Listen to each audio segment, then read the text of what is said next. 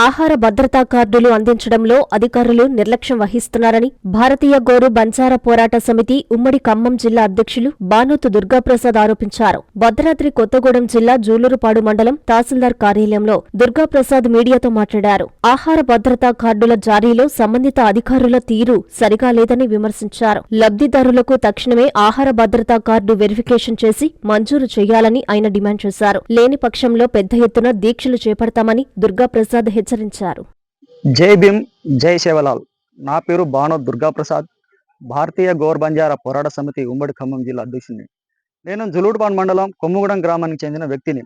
జులూరుపాడు మండలం తహసీల్దార్ కార్యాలయంలో రేషన్ కార్డులు అందించడంలో నిర్లక్ష్యం వహిస్తున్న సంబంధిత అధికారులు, అలా నిర్లక్ష్యం వహించడం వలన పేదలకు రేషన్ కార్డు అందక పేదలు ఎన్నో ఇబ్బంది ఎదుర్కొంటున్నారు.